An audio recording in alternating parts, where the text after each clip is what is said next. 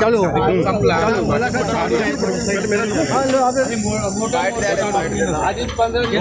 बांद्रा में कलेक्ट्रेट में बहुत बड़ा आंदोलन चल रहा है, बहुत बड़ा मोर्चा चल रहा है। बाबूराव वानी के नेतृत्व में इन्होंने एक निवेदन दिया है यहाँ के कलेक्टर को।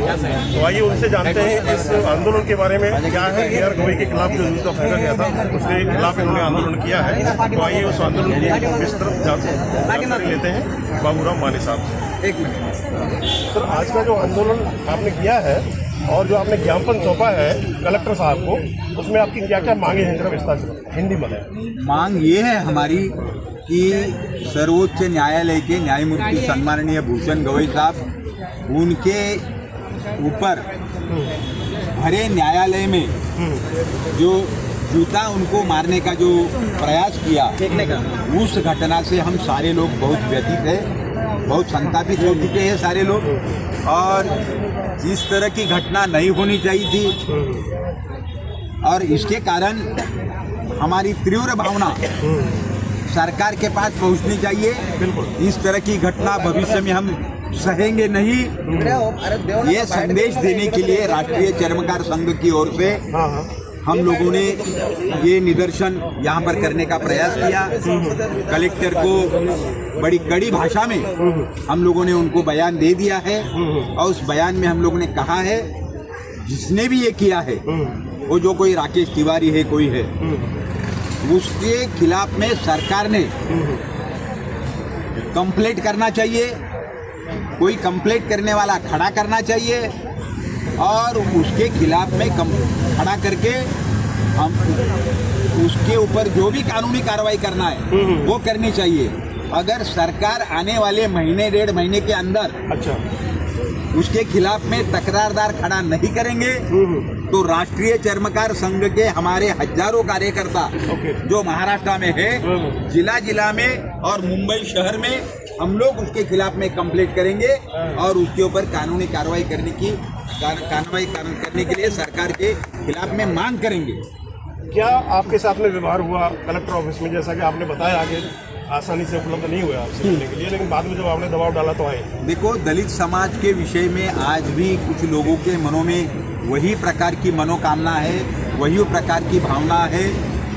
ये सारी बातें हम समझते हैं, लेकिन वहाँ पर आवाज़ करके हमारे हक के विषय में हमने वहाँ प्रदर्शन किया है और कलेक्टर को फिर से कार्यालय में बुलाकर उनके सामने हमने उनके हाथ में निवेदन दिया है और निवेदन देने के बाद स्पष्ट शब्दों में उनको चेतावनी भी हम लोगों ने दे दी और स्पष्ट रूप से कहा है 15 दिन के अंदर तुम्हारा रिमार्क लगाकर वो ये निवेदन हमारा सरकार के पास जाना चाहिए और आगे की कार्रवाई होना जरूरी है।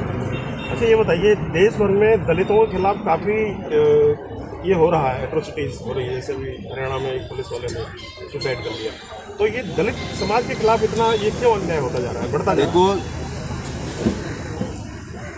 कुछ पार्टी के अंधभक्त धर्मांध वातावरण को बनाकर जानबूझ के जहर फैलाया, जानबूझ के धर्मांध वातावरण फैलाने का काम हो रहा है।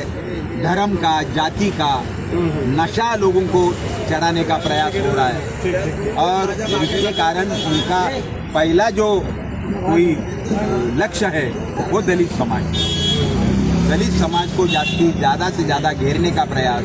अभी देखो, एक बड़ा ऑफिसर था, उसको खुदकुशी करना पड़ा, जो IPS अधिकारी था। यानी बड़े लोग उसको टारगेट करने का हमेशा प्रयास करते थे। उसके बयान में उसने कहा है कि हमें बहुत तकलीफ देने का प्रयास हुआ। उसने सारा बयान में बड़े अफसर लोगों का नाम भी लिखा है। तो ये सारे बड़े जाति के लोग हैं। तो ये जो आपने आज किया है एक्टिविटी, चर्मकार संघ के तले क्यों किया है? क्योंकि आप तो सिलसिले के माजी आमदार रहे हैं, तो सिलसिला का आपको सहयोग नहीं है इसका?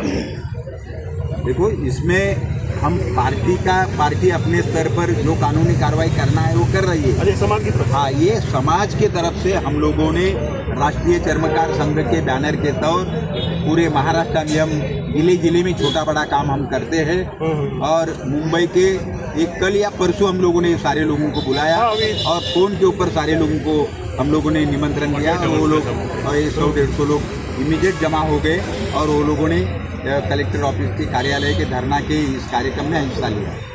Thank you sir very much. दोस्तों, ये थे बाबूराव माने साहब, किसान आंदोलन के मुख्य नेता, जो यहाँ पर बांद्रा कलेक्ट्रेट में इन्होंने एक ज्ञापन सौंपा है कलेक्टर को।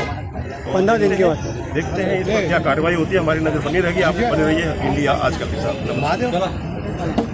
Thank you sir. उपस्थितांनी जरा रजिस्टर एक बनवलंय सहीचं, सगळ्यांना आपलं सही